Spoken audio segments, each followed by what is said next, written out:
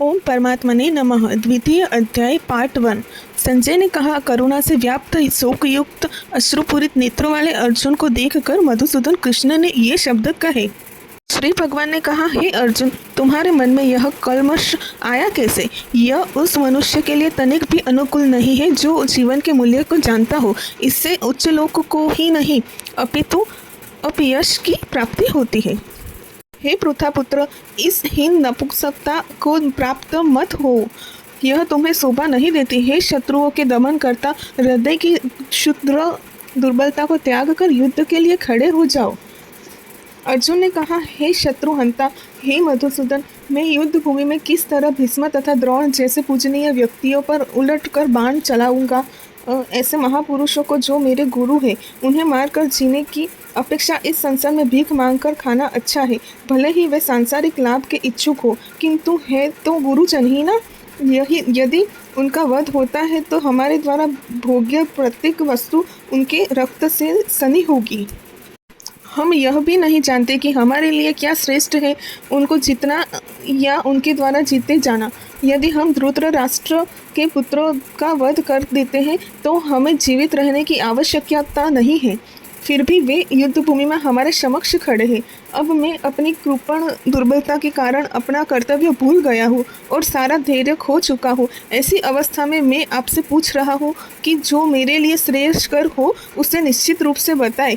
अब मैं आपका शिष्य हूँ और आपका शरणागत हूँ, कृपया मुझे उपदेश दें।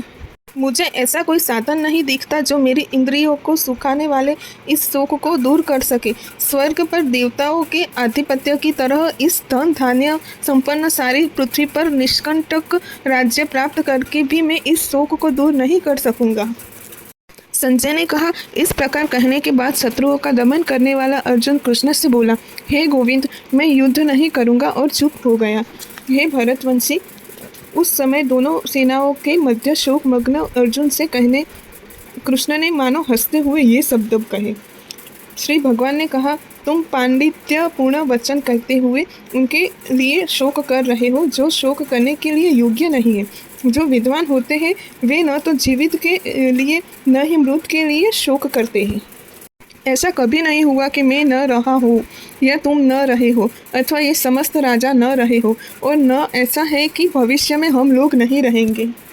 जिस प्रकार शरीरधारी आत्मा इस वर्तमान शरीर में बाल्यावस्था से तरुणावस्था में और फिर वृद्धावस्था में निरंतर अग्रसर होता रहता है, उसी प्रकार मृत्यु होने पर आत्मा दूसरे शरीर में चला जाता है। धीर व्यक्ति ऐसे परिवर्तन से मोह को प्राप्त नहीं होता। हे कुंती पुत्र, सुख तथा दुख, क्षणिक उदय तथा कालक कर्म में उनका अंतर्धान होना सर्दी तथा गर्मी की ऋतुओं के आने जाने के समान है। हे भरतवंशी, वे इंद्रिय बोध से उत्पन्न होते हैं और मनुष्य को चाहिए कि अविचल भाव से उनको सहन करना सीखे। हे अर्जुन, जो पुरुष सुख तथा दुख में विचलित नहीं होता और इन दोनों में समभाव रहता है, वह निश्चित रूप से मुक्ति के योग्य है। तत्वदर्शियों ने यह निष्कर्ष निकाला है कि भौतिक शरीर का तो कोई चिरस्थायित्व नहीं है, किंतु आत्मा अपरिवर्तित रहता है। उन्होंने इन दोनों की प्रकृति के अध्ययन द्वारा यह निष्कर्ष निकाला है, जो सारे शरीर में व्याप्त है उसे ही तुम अविनाशी समझो। उस अव्यय आत्मा को नष्ट करने में कोई भी असमर्थ नहीं है।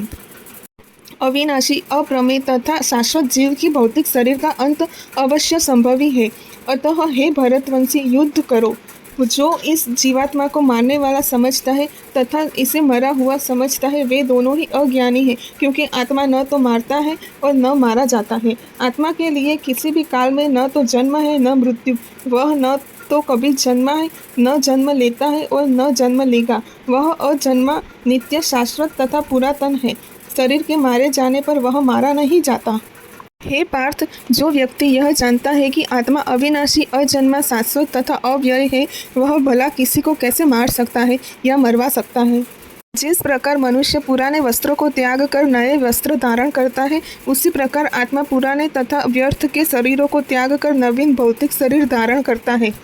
यह आत्मा न तो कभी किसी शस्त्र द्वारा खंड खंड किया जा सकता है, न अग्नि द्वारा जलाया जा सकता है, और न जल द्वारा भिगोया जा सकता है या वायु द्वारा सुखाया जा सकता है। यह आत्मा अखंडित तथा अघुलनशील है। इसे न तो जलाया जा सकता है न ही सुखाया जा सकता है। यह शाश्वत, सर्वव्यापी, अविकारी, स्थिर और सदैव एक सा रहने वाला है। यह आत्मा अव्यक्त, अकल्पनीय तथा अपरिवर्तनीय कहा जाता है। यह जानकर तुम्हें शरीर के लिए शोक नहीं करना चाहिए। किंतु यदि तुम यह सोचते हो कि आत्मा अथवा जीवन का लक्षण सदा जन्म लेता है तथा सदा मरता है, तो भी हे बाहु, तुम्हें शोक करने का कोई कारण नहीं है। जिसने जन्म लिया है उसकी मृत्यु निश्चित है और मृत्यु के पश्चात पुनर्जन्म भी निश्चित है। अतः अपने अपरिहार्य कर्तव्य पालन में तुम्हें शोक नहीं करना चाहिए।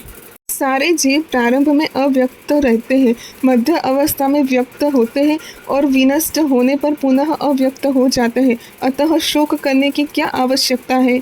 कोई आत्मा को आश्चर्य से देखता है, कोई इसे आश्चर्य की तरह बताता है तथा कोई इसे आश्चर्य की तरह सुनता है, किंतु कोई इसके विषय में सुनकर भी कुछ नहीं समझ पाते। हे भरतवंशी, शरीर में रहने वाले देही का कभी भी वध नहीं किया जा सकता, अतः तुम्हें किसी भी जीव के लिए शोक करने की आवश्यकता नहीं है। क्षत्रिय होने के नाते अपने विशिष्ट धर्म का विचार करते हुए तुम्हें जानना चाहिए कि धर्म के लिए युद्ध करने से बढ़कर तुम्हारे लिए अन्य कोई कार्य नहीं है, अतः तुम्हें संकोच करने की कोई आवश्यकता नहीं है। हे पार्थ, वे क्षत्रिय सुखी हैं जिन्हें ऐसे युद्ध के अवसर अपने आप प्राप्त होते हैं, जिससे उनके लिए स्वर्गलोक के द्वार खुल जाते हैं। किंतु यदि तुम युद्ध करने के स्वधर्म को संपन्न नहीं करते हो, तो तुम्हें निश्चित रूप से अपने कर्तव्य की उपेक्षा करने का पाप लगेगा और तुम योद्धा के रूप में भी अपना यश खो दोगे। लोग सदैव तुम्हारे अपयश का वर्णन करेंगे और सम्मानित व्यक्ति के लिए अपयश तो मृत्यु से भी बढ़कर है। जिन जिन महान योद्धाओं ने तुम्हारे नाम तथा यश को सम्मान दिया है, वे सोचेंगे कि तुमने डर के मारे युद्ध भूमि छोड़ दी है और इस तरह वे तुम्हें तुच्छ मानेंगे। तुम्हारे शत्रु अनेक प्रकार के कटु शब्द से तुम्हारा वर्णन करेंगे और तुम्हारी सामर्थ्य का उपहास करेंगे। तुम्हारे लिए इससे दुखदायी और क्या हो सकता है? हे कुंती पुत्र, तुम यदि इस युद्ध में मारे जाओगे तो स्वर्ग प्राप्त करोगे, या यदि तुम जीत जाओगे तो पृथ्वी के साम्राज्य का भोग करोगे। अतः दृढ़ संकल्प करके खड़े हो जाओ और युद्ध करो। तुम सुख या दुख, हानि या लाभ, विजय या पराजय का विचार किए बिना युद्ध के लिए युद्ध करो।